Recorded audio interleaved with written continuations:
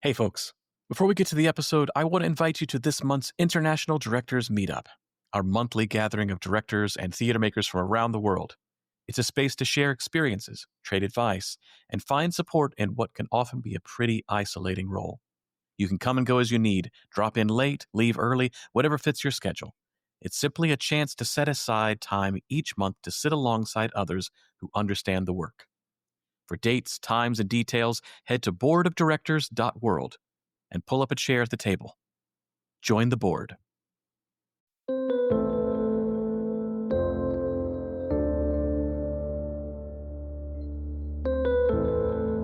When I started this podcast, I knew I wanted to speak to all my friends, colleagues, and acquaintances about directing. But I knew eventually I was going to have a guest arrive on the podcast through a recommendation, or through recommendations, plural, from different people in different conversations, until eventually you realize you should probably pay attention. That was Aya Ogawa. Several former guests independently suggested that I seek Aya out, not because they fit neatly into one category or discipline, but almost because they resisted categories altogether. Playwright, director, performer, translator. Depending on who I was talking to, Aya seemed to be all of those things at once. And after this conversation, I understand why. Aya is at heart a generative artist. Not someone attached to a particular role, but someone interested in making meaning, creating language, and building connections between people, cultures, and ideas. Whether through writing, directing, translating, or performing, the impulse seems remarkably consistent. How do we understand one another more deeply? In this episode, we talk about the role of the director as the first audience, about trust and vulnerability in rehearsal rooms, and about the fascinating parallels between directing and translation. We explore language, identity, belonging, and what it means to make work across cultures and across forms. Aya lives a life not just about expression, but about attention, about listening carefully enough to hear what exists between languages, between people, and between certainty and ambiguity. This is my conversation with Aya Ogawa.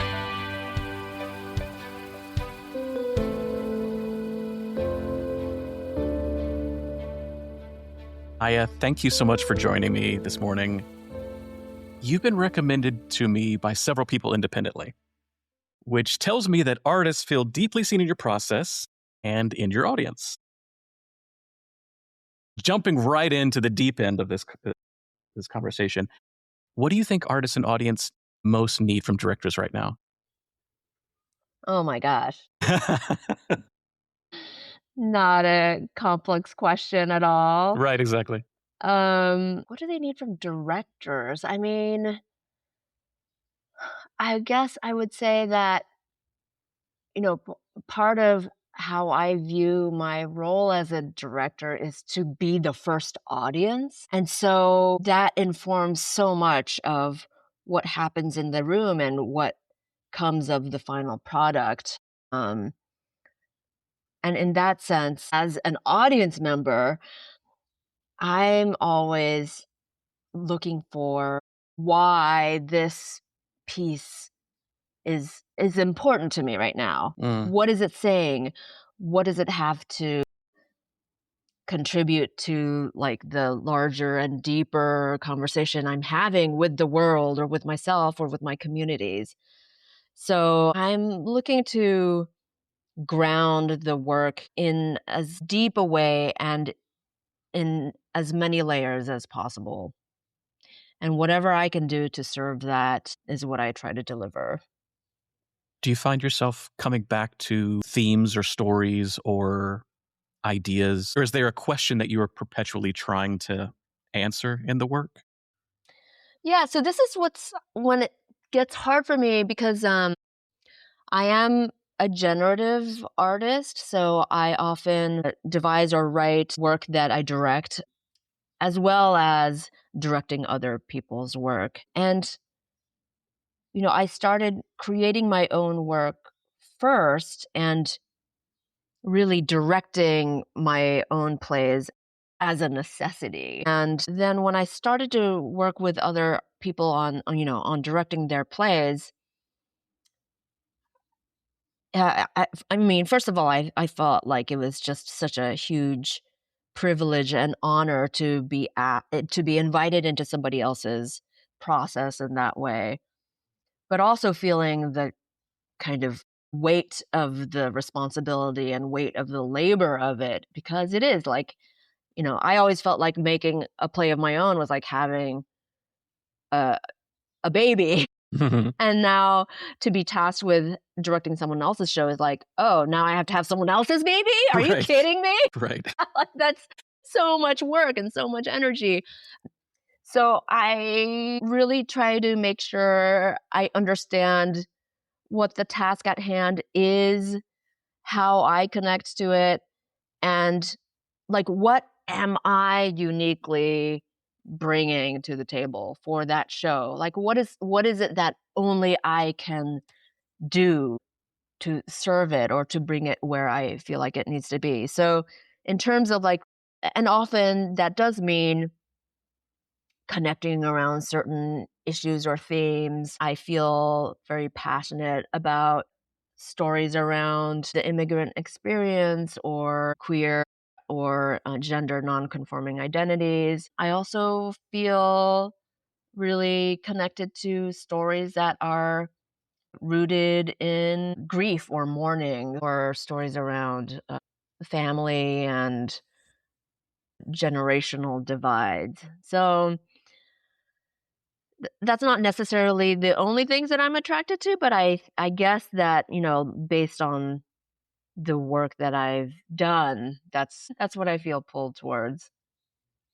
You're now the third person that has alluded to the kind of doula midwifery kind of part of bringing a play into existence, somebody else's play, especially, not just devised work. And you've also opened up the fluidity that you have between being a playwright, a director, performer, translator. Do those feel like separate disciplines to you, or just different expressions of the same impulse? I would say I feel like they're deeply related, at least to me. I tend not to like to compartmentalize my brain so much. And in a lot of ways, I feel like all of my practices are some form of translation, whether it's like translating from the page to the stage, or translating from one language to another, or translating like what's happening, what I've created in the room onto the page and into a form that can be, transmitted through the written word. It all feels like a similar or related process. And so I'm just I'm just trying to be the best person I can for what the play needs me to be in that moment. Yeah. I know I've heard you speak about, most of us, the gateway drug was acting. And I heard you speak about this, and moms not necessarily wanting that to be the career for you. But was there a moment when you realized you didn't want to stay inside a single artistic identity? That acting may have been the gateway drug, but then it opened the door to all these other things, and realizing I don't have to just go down one path. I can keep going in and outside of doors. I mean, I think the way you, the way you frame that story feels so expansive and like a journey of discovery. But I feel I feel like the way I experienced it, even though the outcome may have been the same, was a lot more painful and arduous. I always think that if at the moment that I graduated from college and started working or trying to work professionally in the theater, if at that point there were a lot of opportunities for me as an actor, I probably would have been very happy staying an actor. Hmm. You don't think that there was already a desire to speak differently, or be more generative at that point? I don't know. I don't think so. I feel like my need to speak really came out of the lack of opportunities that I had as an actor, Yeah. and the kind of, I mean, I honestly have so much respect for actors, because I discovered very quickly, I mean, really within weeks, that I just don't have that kind of resilience to put myself out there to be judged. It is so humbling, humiliating. It was for me to go through the process of auditioning, and auditioning for roles that I didn't even necessarily feel super excited about, and being placed in that position of not having much power or agency around what I was doing, the roles I was auditioning for. That was really what pushed me to turn the question into myself and say, well, what is it then? What if I have the power, if I give myself the power to say and do the things that I want to say and do, like what is that going to be? And that's really when I pushed myself towards writing. And then after having written a play, then feeling like, oh, okay, I'm going to hand it off to somebody to direct because that's what happens, right? Like that's what you're supposed to do. Yeah. And then also feeling like, well, how come there's no audition process for a director? Like how am I supposed to know whether this person really understands what I'm trying to say, what I'm trying Right. to do? Yeah. And also working with a handful of younger directors and feeling like, oh, I I don't know about this. Like I feel like this is not the interpretation that I'm looking for. Like, let me just cut to the chase and, like, speak directly to the actors because I know what it's like to act, and I know what actors need to get there, and, like, why am I holding back here? Like, why have I constructed this false boundary? And so really out of a need to get my work out into the world, I started to direct my own plays. When you enter a rehearsal room as both writer and director, how do you negotiate authority with yourself? I would never call myself a writer, but I have written plays. But I've written plays that I know that I can direct my way out of the dramaturgical problems that I'm creating for myself. So, do you literally put one hat on, take another hat off, and say, "Okay, that's some bad writing sometimes," or "No, I've fixed that in the room." How, how do you negotiate that? I throw my playwright self under the bus constantly. Right. I'm always like, "Who wrote this crap? Oh my god, let's just get rid of it. Like, I don't care about this. Like, we're just gonna completely throw it out. We're gonna rewrite it." Because honestly, like my writer self trusts my director self, and it's really like I'm not precious about the words. I'm really just the text is a kind of blueprint for the thing that I'm trying to discover Yeah. in the room live that exists inside people's bodies and between people, and depending on the room, depending on the people in the room, I feel like the thing that I've written doesn't necessarily spark what I'm looking for.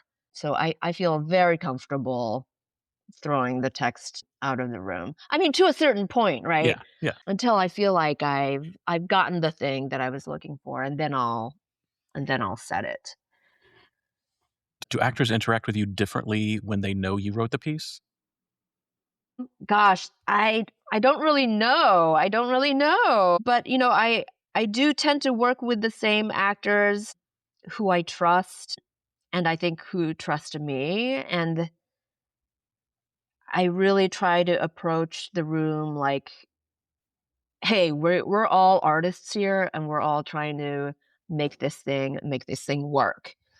And so I'm very open to their impulses and their suggestions. Not that I will necessarily like take every suggestion that they give, but I think that it's important to listen to what their impulses are. I mean, I often ask actors after we run a scene, like, how do you feel? Like, do you feel like you understood the arc of this moment? And if not, like, let's figure it out, you know? Yeah, but I think that people who are used to working with me are don't see they see me as the a creative person in the room, not necessarily like I don't know that they would necessarily treat me differently because I'm the writer. As being a performer yourself, has that changed the way that you direct actors? Absolutely. I think that the way I direct actors is rooted in my experience as a performer. Um, I mean, I rely on my own sense of, well, what would I need in order to get through this scene? What do I need to build up to this moment? Most of the work that I create and most of the work that I'm attracted to that to direct, they all have a very strong emotional journey, even if it manifests in a very abstracted way or expressionistic way or formally, not your traditional linear narrative. I'm still looking for what the audience's emotional journey is, and making sure that is really solid. That's very important to me. So in that sense, I am feeling my way through with the actors, alongside the actors. And often I find myself, I mean, I don't know, this might drive my actors crazy. I've never really thought about it, but when I am in directing mode, I often am getting up on stage with them and like feeling what they're feeling, trying to feel what they're feeling physically, emotionally, energetically. And I think that that's important, like that having that innate understanding is very important in my practice. Mm. No, no, I feel the same way. In the times that I have been in a rehearsal room that is not mine, watching other directors, which again is rare, I marvel at people that can just sit there and direct. Uh-huh. I can't do that. I mean, I'm standing the entire time. I want to be able to walk up to the actor and have a conversation, sometime privately, sometimes publicly. But yes, the body needing to stay alive and feeling what is happening. I completely understand that. Yeah. What kind of rehearsal room do you try to create emotionally? What's the environment like? It depends on the room. I mean, it depends on the play, but I think a generalization I would make is that I want to be able to hold the deepest level of trust for people to have with each other and with the project and with me, as much as possible. So to me, that means really articulating, first of all, the boundaries of the room, the boundaries and the expectations of the room. Um, and then also grounding the room in a question that's pivotal to the work at hand, and so we can all articulate, like, where are we coming from and how are we connecting to the work. And I find that's usually a good beginning. I answer the questions myself first to try to model a kind of vulnerability that will hopefully inspire trust and hopefully inspire people to ask the questions as deeply as they can for themselves. Yeah. Like a few years ago, like through the pandemic, coming out of the pandemic, or maybe it was before that, but I feel like I really noticed it coming out of the pandemic where people were reading their community agreements at the top of rehearsal. Theaters were the institution was, which I thought was a good step, but I really take it to heart. And so I try to bring to the table my own set of agreements that hopefully the the room will agree to and possibly add their own and keep that conversation open because I the work that we do, all of us, is so vulnerable and needs care always. I teach a university, and I teach undergraduate directing, and I have my directors write a manifesto. It's an aspirational document. We're never probably going to be able to fulfill the entire thing, but to say the type of world that I'm trying to create, not just on stage, but in the world as well, is like this. And I am going to go to bat for these ideas, and I'm going to enforce them when I can and fight for them when I can. Is there something in your agreement that is surprising to you, or is unique maybe to you and to your rooms? That, I mean, obviously, care, vulnerability, trust. Those are all things we're wanting to bring into the room. Is there something that you found that you've not found other places, that you found that you are uniquely fighting for? I don't know. I don't think so. I actually don't think so. But I love the way you articulate that. I mean, I've never actually thought about a director's manifesto, but I have always thought about the practice of theater making as a practice of society building, Hmm. Yeah. and world building. And so every time I gather a group of artists to begin a project, I really do think about how they reflect the world I want to live in and the world I want to advocate for. But I don't know that I have anything unique in my set of agreements that I ask people to sign on to. Something to consider, I suppose. Well, I'm sure they're unique because they're coming from you anyway. I mean, even if they are the standard things that we all want, it is your room is different than anybody else's room. That's a given. You mentioned translation before, and translation feels deeply connected to directing to me because they both involve interpretation, rhythm, deciding what must survive the transition. How do you experience the relationship between those practices? I mean, it's similar in that I feel like a total imposter in both processes. I so much of what I do now, I didn't necessarily train in or receive an education in. It was just kind of I was thrown into it, or I threw myself into it and just kept doing it. So on a certain level, it's like I have no idea what I'm doing ever. And that is a feeling of intense fear and anxiety. But all the other side of the coin of that feeling though is that like anything is possible. Anything can happen. I think with translation, and I translate contemporary theater scripts written by living Japanese playwrights into English. And there's a lot of, I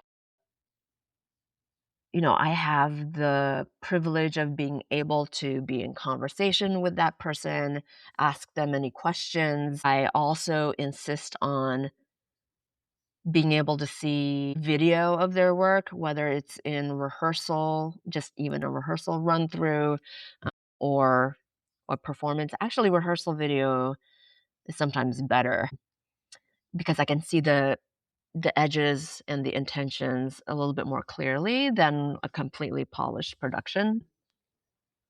And so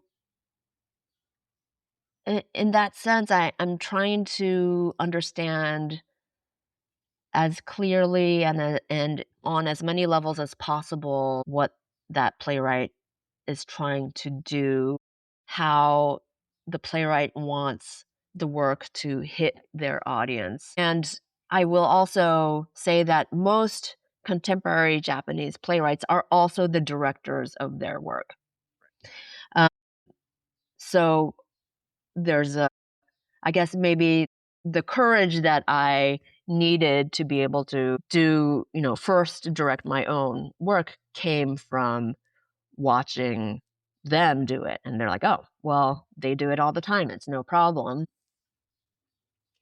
But I also have this like deeply disturbing like voice at the back of my head that's always saying like, there is no such thing as perfect translation. Right. And there isn't. Yeah. There really isn't, because language is living, breathing, and constantly changing and responding to the context of the worlds we live in. And so whenever a translated play of mine is published, I feel a total terror.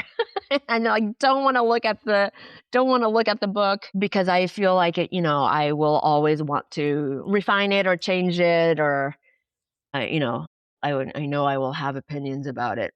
I think with directing, with directing my own work is in some ways easiest, because I don't have to worry so much about what the playwright intends, because I know what the playwright intends. With directing someone else's play, yeah, it's similar to an extent, right? Because the playwrights whose work I'm directing are not necessarily directors themselves, and are depending on me to find the pathway of their text to a manifestation on stage. So, in other words, they don't have necessarily all the answers that I'm looking for, but I do hope that when we get there, it is a version that they could feel at home in. Yeah. And you said you translate living playwrights. Is there a aversion to translating something that you can't speak to the playwright about? Or just not an interest? Or I guess so. I guess it's less of an interest. It is less of an interest. Why is that? I mean, I've certainly assisted processes where, ancient no plays were being kind of revisited, and the language needed to be reconsidered and ironed out. I think maybe though it's just a desire not to be alone. I mean, the thing that about being a writer the part of being a writer that I dislike the most is just being alone, sitting in front of my computer. And I always want to be in conversation with somebody, or in a room with the collaborators, because I feel like that's where theater really happens, is between these interactions. And I guess I am less interested in kind of creating that pathway completely in isolation, or with the text of somebody who's no longer on this plane. does that go toward, I'm just spitballing here, because of what you're talking about, the ethics of trying to get as close to an exact translation, a real translation of their work. And then if the playwright isn't there, how much of Aya is allowed into the translation then if you can't actually have that interrogation? Is that maybe the fear? Is the fidelity? Yeah, maybe that's part of it. I guess I feel a deep responsibility to be able to interpret onto the stage or translate the words, right, faithfully. And it is hard to do that work without getting feedback from the original. Or again, maybe it's like, oh, like what who am I? Who am I to say that this is what they meant when I can't know that for sure? How has your relationship to language changed over time, especially navigating multiple linguistic cultural systems? Yeah, well, that's really interesting, because, I was born in Japan, and then we moved when I was like 1 or 2 to Texas, and then Just a bit, just a little bit, little change. and then a year later to Georgia. So I spent kind of my pre-elementary school years in the American South, and then we returned to Japan for elementary school, What that meant was I was learning both languages simultaneously, right? So Japanese at home and English outside the home. And even when I returned to Japan, my parents sent me to an American school. So I continued to have the English as, my outside language and Japanese as inside the home. And then we moved to California for middle school and high school. And so during those years, you know, adolescence is a time where when you're really trying to figure out who you are in the context of where you live and your relationship to other people outside of your family. And it was during that time where I felt increasingly separated from my Japanese identity and the Japanese language and feeling like, well, I don't think that I'm ever going to live there again. So, what is that to me? What is that part of my identity to me? And I tried my best to really squelch it, to really kind of cut myself off from it. I think that was partially a normal teenage kind of intention of wanting to separate from my parents and my family in that way, but also societally and culturally.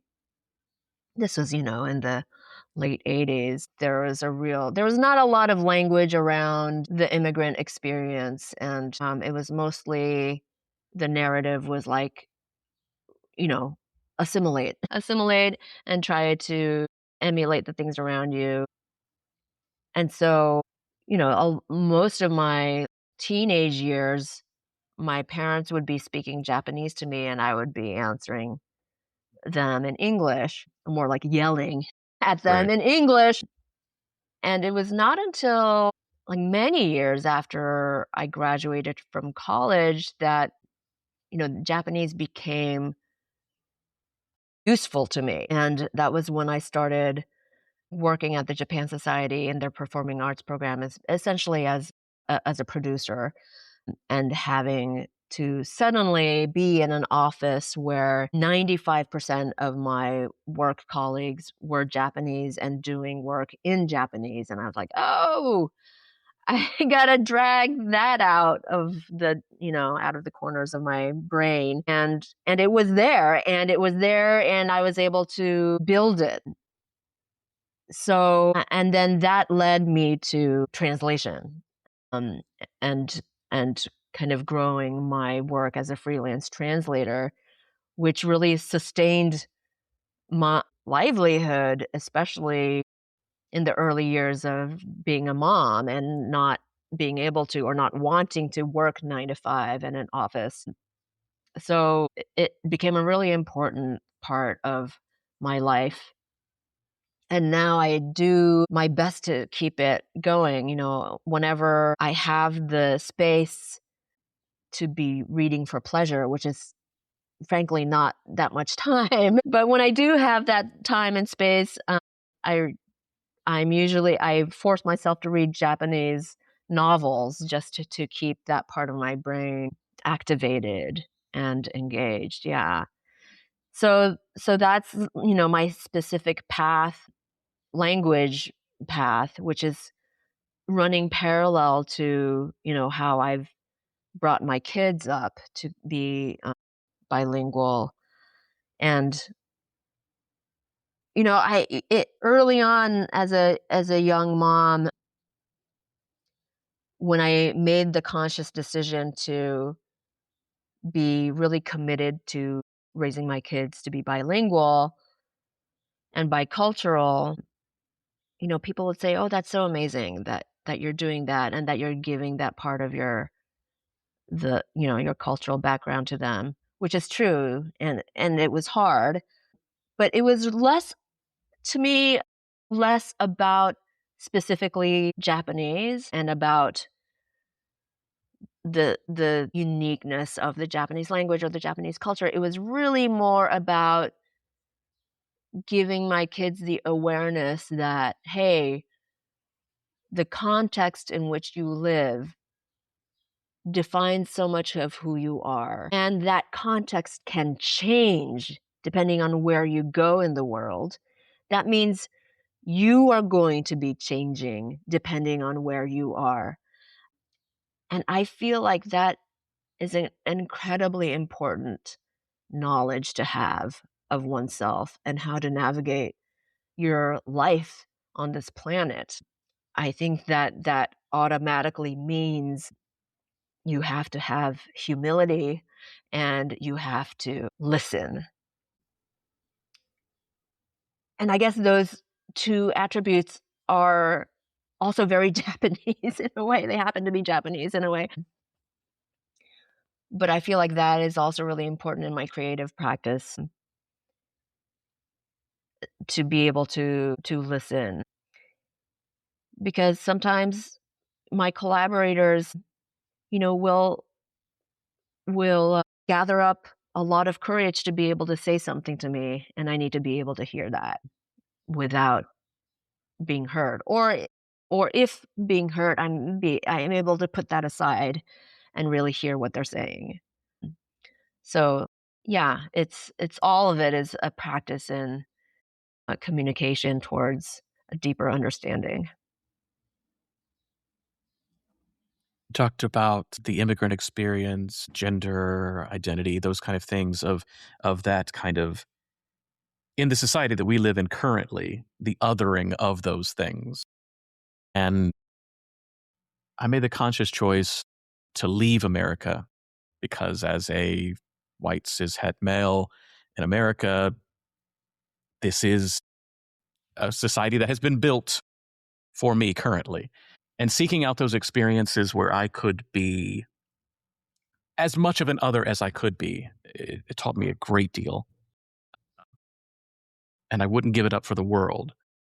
But my colleagues always, the ones who went down the artistic director path, regional theater directing and then associate director and artistic director, look at my path and they go, "Oh, that's so amazing what you've done." And I look at what they've done and I go, "Oh, you're so further along in your career than I am." If wishes were fishes in hindsight, is there anything that you would change about your experience? Is there anything that you would not give up at all? Yeah, I was thinking about this recently. Actually, yesterday, I was at the all writers meeting at New Dramatists, which is a playwrights resource and development organization where playwrights are given a 7-year residency. And I'm coming to the end of my actually 9-year residency there because of COVID. I got Because of a COVID. 2-year extension, and so I'm technically graduating, and it feels like a big kind of like traumatic experience to leave this community. But the thing that kept bumping up against was both this feeling of like, oh, I wish I had done this, or I wish, I thought that this residency would give me like all these things, and I only did this much, or I only used this much. And while I do think that I could have done more, I also what is that uh, I can't be anything that I'm not, and I'm here, standing here, the person that I am because of all the things that I went through. And if any of that had changed, I would be a different person. And so it feels it's a hard exercise for me to consider, if I could have done this, if I could have done that, then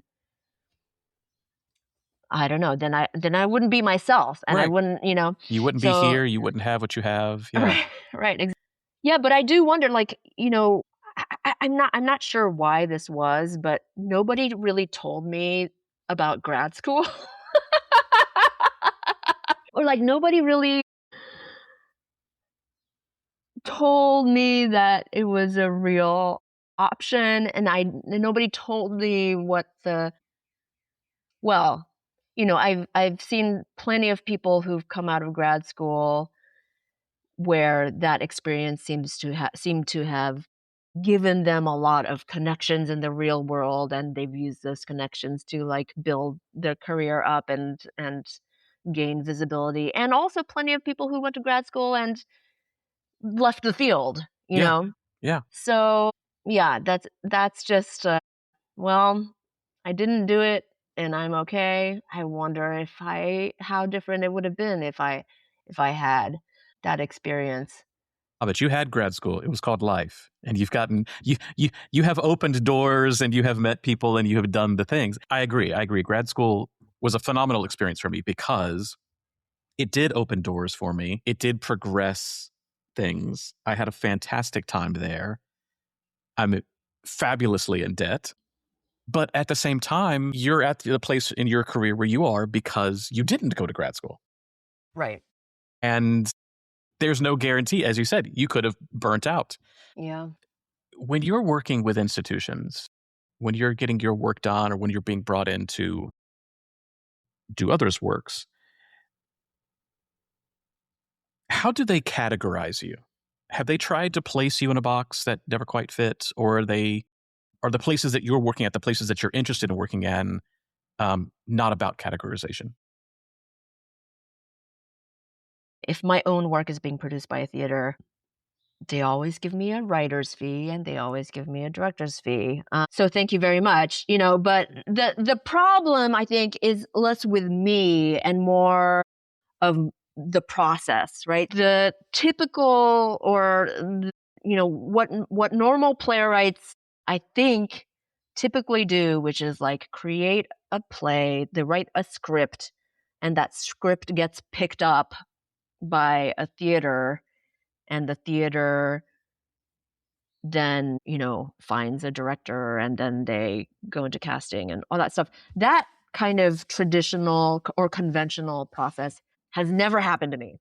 What what usually happens is that I take my play, I find the resources and I write the grants in order to develop my play to a certain point, which means they have an embodied expression. They have an embodied physical workshop. I get the play to a place where it's on its feet to a certain extent, and then it gets picked up by a larger theater. And so what that means is, like, to a large extent, I have overseen this development slash rehearsal slash workshop process. And in order for that process to succeed, I needed certain collaborators that don't fit normal theater categories or positions. They're not necessarily the same, set designer, lighting designer, sound designer. I needed like a bouffant clowning expert. I needed like a creative producer. I needed someone who was engaging community.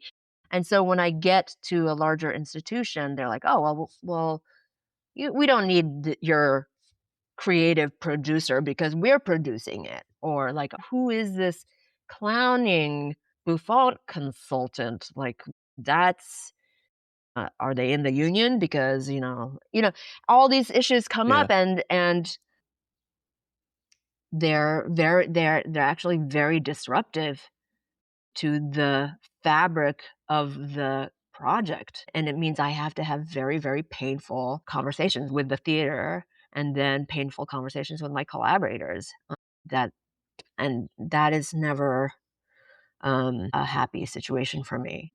So I do wish that that process were easier, because I don't like to be producing my work.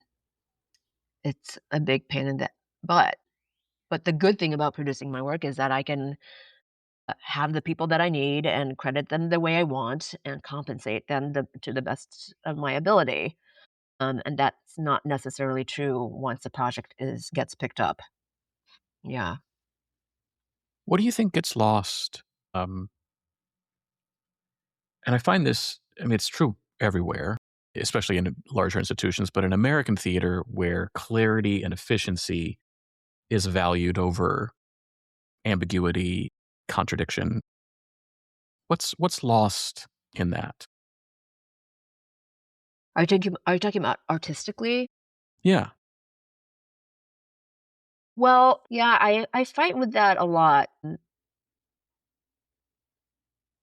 because I do strive to make work that, you know, that is legible, because I want to be in conversation with my audience.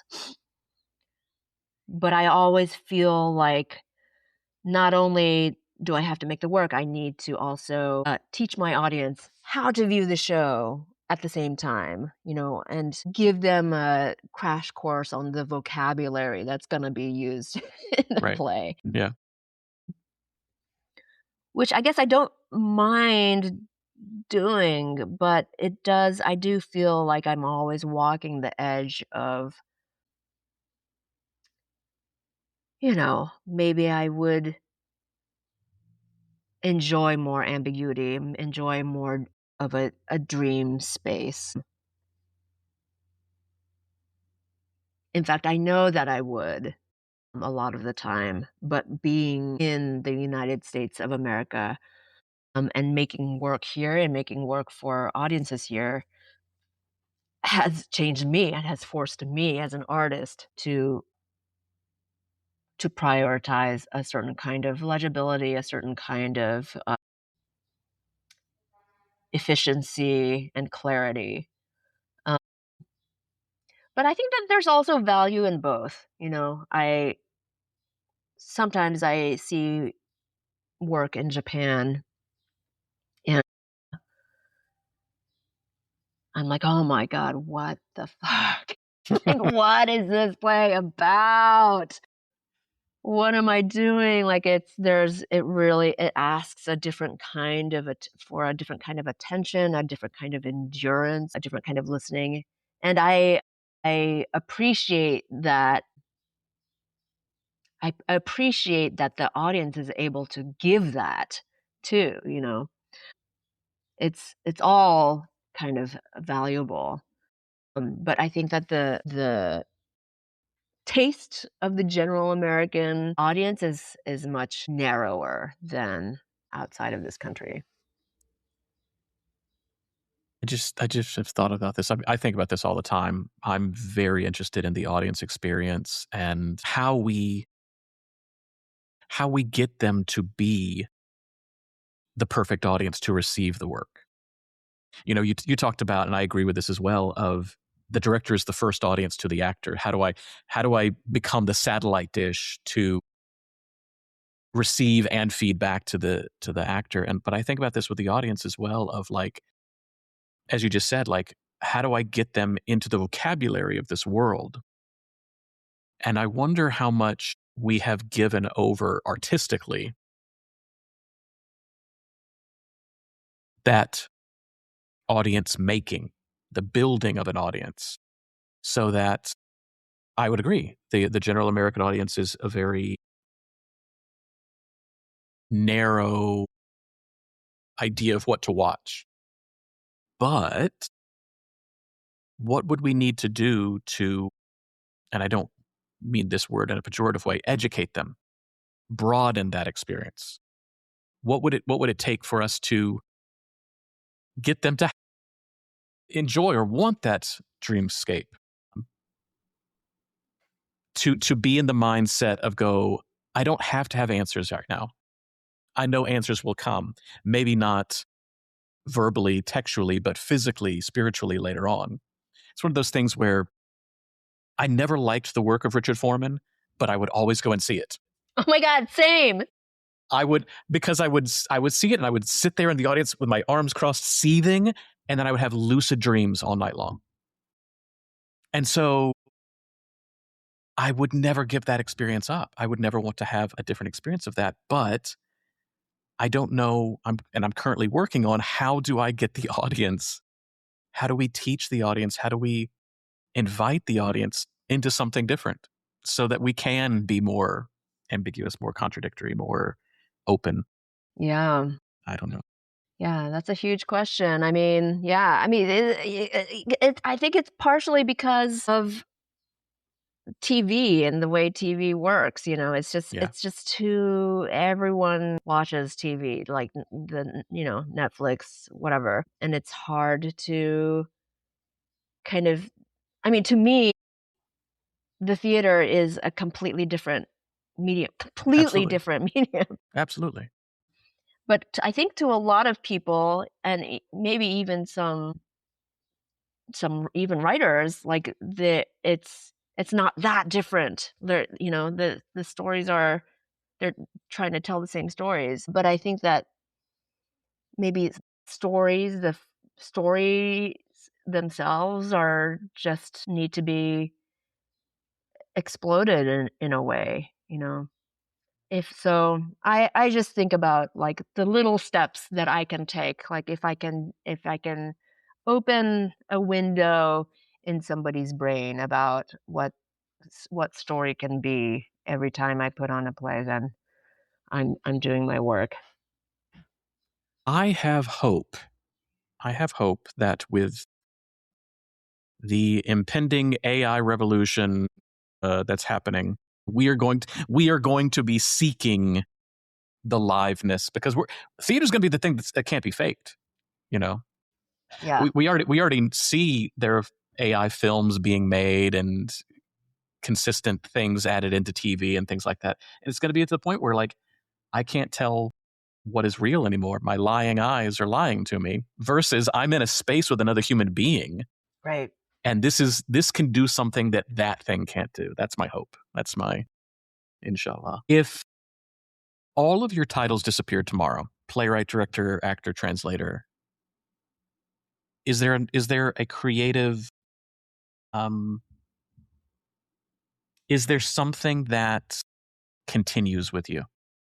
If is there a kernel of I have to speak out, I have to tell stories, I have to maybe it's in another artistic medium, but what remains at the center of why you make art? I haven't asked myself that question in a while, but there was a very specific moment in my life where I was in a very toxic situation, and it was all wrapped up around my artistic practice at the time, and I felt like, "Oh, if I leave this toxic situation, I may never be able to or have the courage to be make any theater again. But if I don't leave the situation, I might I make literally die. Like, I might die as a human being." So, I was able to leave and preserve my life, and I also came to a belief that no matter what happens, no matter what I'm able to do or not do, that I am in my core, in my heart, an artist. So, whatever that means, maybe my artistic output is the meal that I make for my family or the way I walk down the street. Whatever it is, I know that the core of me, and that identity will never change. Amen. Coming up to the end of the podcast here, I always ask these last two questions given to me by one of my students. She didn't realize how deep the question was and how much I was just going to exploit this question on the podcast. She asked me, as I'm asking you, is there a show, not one of your own, that you have seen that changed you as a person? Meaning there was Aya before this show and then Aya after the show, and they were fundamentally different about how you saw the world, how you saw yourself, about how you interacted.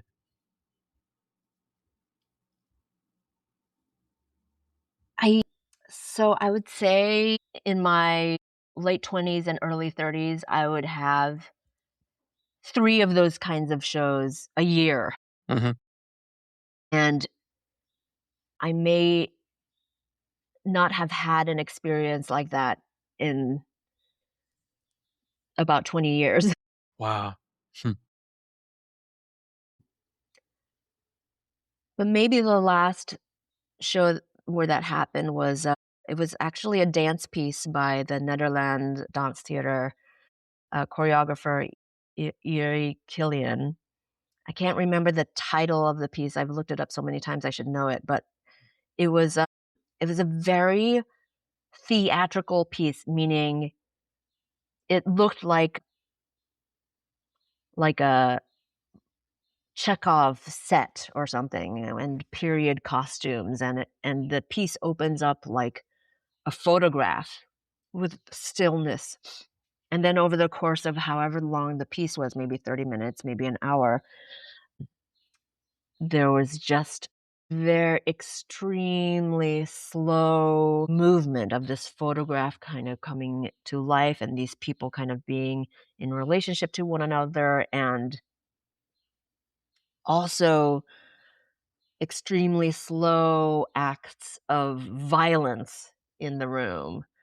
And the piece kind of built up towards a climax where there was a big shift in lighting and movement, and a manifestation of a very violent moment, and then it receded back to the photograph that opened the show. And for some reason, and I can't quite articulate why, but by the end of the piece, I was screaming and laughing and crying in this incredible way.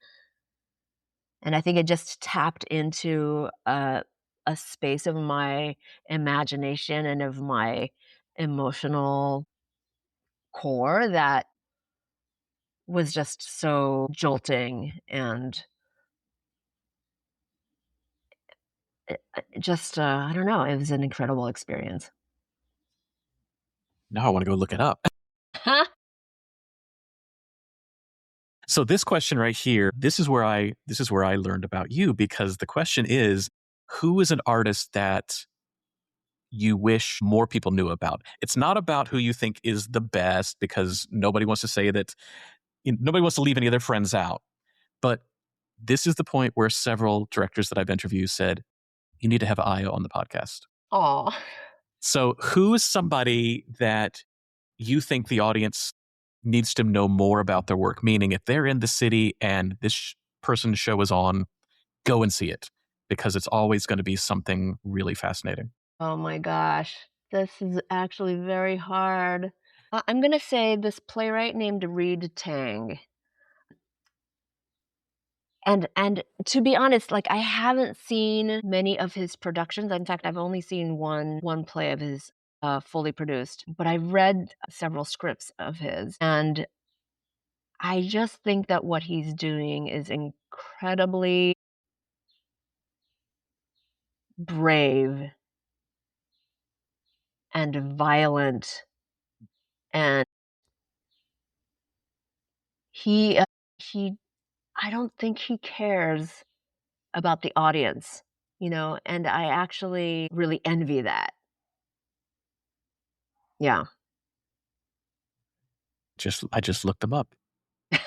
I will find them and learn more and read more myself. Cool. That's fantastic. Aya, thank you so much for joining the board of directors. It was a pleasure to meet you. I understand now why Mayanne and Anne and Bill and Irina and everybody said, go and see their work and have them on the podcast. Fascinating what you're doing. I hope to meet you in person one day, and Yes. and look forward to seeing 73 Seconds tour somewhere around somewhere. And yeah, lovely to meet you. Thank you so much for joining us today. Thank you so much for having me. It's a pleasure. If this episode gave you any insight, inspiration, or even just made you smile, please subscribe wherever you listen to podcasts for more conversations like this. And if you're looking for guidance with a creative challenge or want to advance a dream of your own, we'd love to help. Visit boardofdirectors.world. The Board of Directors is a global constellation of theater directors dedicated to building community, sharing knowledge, and transforming the role of the director in the 21st century. We convene and curate a fellowship that fosters mentorship, artistic inquiry, and collective care, transcending borders and institutions and traditions. Until then, take care of yourself and take care of each other.